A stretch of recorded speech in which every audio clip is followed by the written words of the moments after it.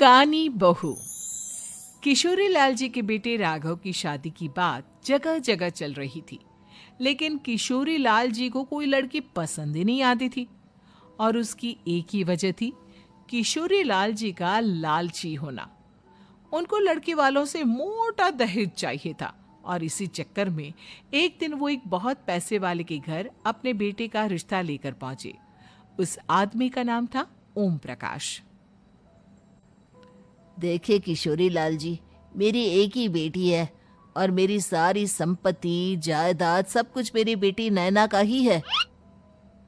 पापा, नाम से लगता है बहुत खूबसूरत होगी। कितना अच्छा नाम है ना, नैना। ओ, वैसे बात तो सही है आपकी। अब इतना पैसा है, जमीन जायदाद है, इकलौती बेटी, आप भी क्या करेंगे? सब कुछ उसे ही देंगे ना। बिल्कुल ठीक पहचाना आपने। बस बेटी की शादी और सारी जायदाद उसके नाम। पापा, बिना देखे हाँ कर दीजिए ना। इतना अच्छा रिश्ता फिर कहाँ मिलेगा? माला माल हो जाएंगे हम। मैं अपनी बेटी को बुलाता हूँ। अरे नहीं नहीं नहीं नहीं, आपकी बेटी का नाम नैना है, सुनकर ही लगता है बहुत सुंदर होगी। रहने दीजिए अंकल, मैं तो आपकी बेटी के नाम से ही इतना खुश हो गया हूँ कि उसे बिना देखे शादी करने को तैयार हूँ। अब तो मैं उसका चेहरा सीधे शादी के बाद ही देखूंगा। और इस तरह राघव नैना का चेहरा नहीं देखता और उससे शादी कर लेता है। शादी के बाद अपनी सुहाग रात पर जब राघव नैना का घूंघट उठाकर देखता है तो नैना की आंखें बंद थी। कितनी खूबसूरत हो तुम नैना, जरा अपनी आंखें खोलकर मेरी तरफ देखो तो सही। नहीं, मुझे शर्म आती है। अरे, मैंने तुम्हें शादी से पहले भी नहीं देखा, और अब अगर तुम आंखें खोलकर मुझे देखोगी भी नहीं तो मुझे अच्छा कैसे लगेगा?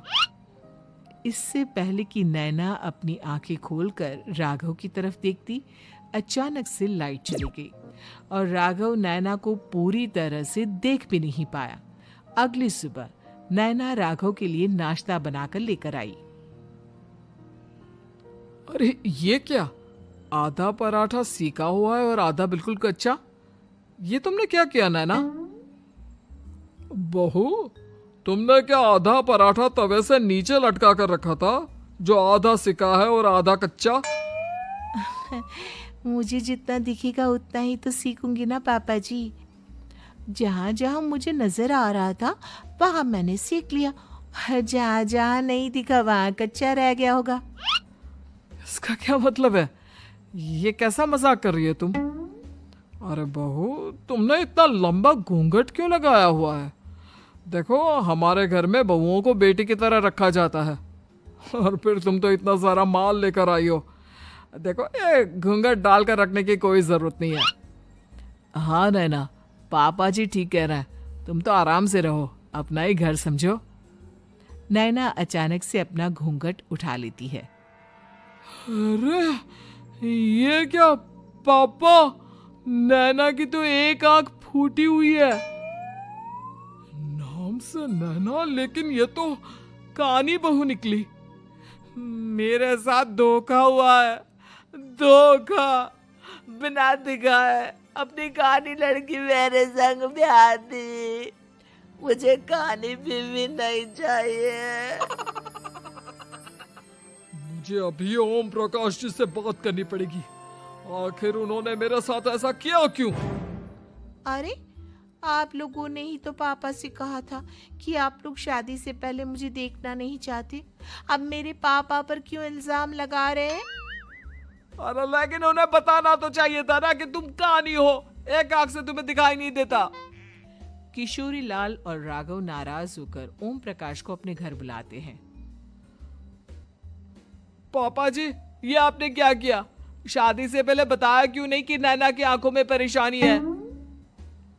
अरे आप ही ने तो लड़की देखने से मना कर दिया था। और लेकिन आप बता तो सकते थे। आपको तो हमारी बेटी की प्रॉपर्टी चाहिए थी, वो भी पूरी की पूरी।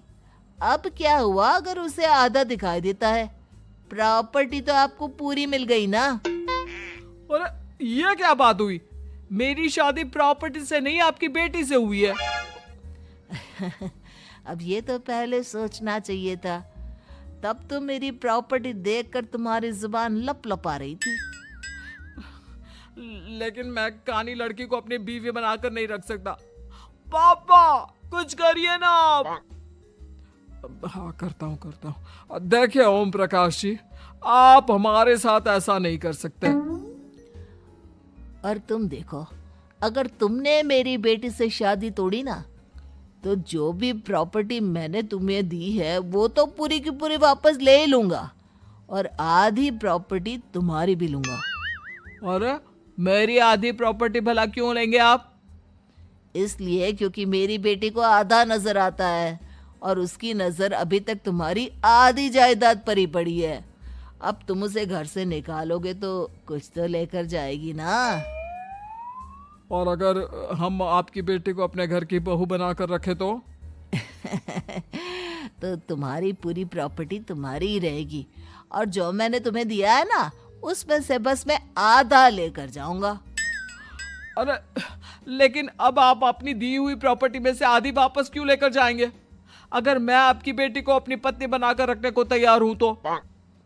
इसलिए ताकि भविष्य में अगर तुम मेरी बेटी को धोखा दो तो उसके पास कुछ तो रहे जो पति का हो। वैसे मेरे पास तो बहुत कुछ है, लेकिन अपने पति की कोई निशानी तो उसके पास होनी चाहिए ना। अब अगर तुमने मेरी बेटी को कानी कहा तो तुम्हें प्रॉपर्टी भी कानी ही मिलेगी, पूरी नहीं। जमाए राजा। किशोरी लाल और राघव समझ चुके थे कि वो बुरी तरह फंस चुके हैं और अब उनके पास वहां से निकलने का कोई चारा नहीं है। अब समझ में आया ना, लालच बुरी बला होती है। एक तो तुम्हें प्रॉपर्टी मिली, ऊपर से बीवी मिली, उसमें तुम्हें नखरे भी दिखाने हैं। आए बड़े, चुपचाप बैठो दोनों। कुछ दिनों के बाद नैना राघव की कार लेकर बाजार घूमने निकलती है और जब कार लेकर वापस आती है, ये क्या? एक तरफ से मेरी गाड़ी पूरी खराब हो चुकी है। लगता है तुमने मेरी गाड़ी को किसी दूसरी गाड़ी के साथ एक्सीडेंट किया है। अरे अरे कितना बड़ा नुकसान कर दिया तुमने बहू। वो क्या है ना पापा जी, मुझे एक आंख से दिखाई नहीं दे रहा था, सामने से गाड़ी आ रही थी। मुझे तो सिर्फ आधा ही दिखाई दिया और वो गाड़ी मेरी कार से रगड़ते हुए निकल गई। अब मैं क्या करूं बताओ? आप इसे ठीक कराने के पैसे कौन देगा? तुम्हारे पापा? तुमने मुझसे इस तरह से बात की? अभी रुको। नैना राघव की शिकायत ओम प्रकाश को कर देती है। देखो राघव, अब जो मेरी आधी प्रॉपर्टी तुम्हारे पास थी ना, उसमें से आधी और मैं लेकर जाऊंगा, क्योंकि तुमने मेरी बेटी को डांटा। अरे नहीं नहीं पापा जी, गलती हो गई, माफ कर दो। गलती की तो कोई गुंजाइश ही नहीं। अगली बार मेरी बेटी को डांटा तो बची हुई आधी में से आधी और ले जाऊंगा। लालच के चक्कर में हम दोनों ने बहुत बड़ी गलती कर दी बेटा। एक तो तुम्हें कानी बहू मिली और ऊपर से जो माल मिला वो भी काना।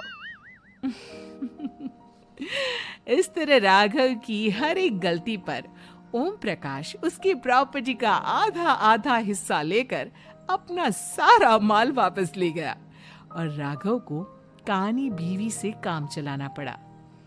भाई लालच वाकई में बुरी बला है।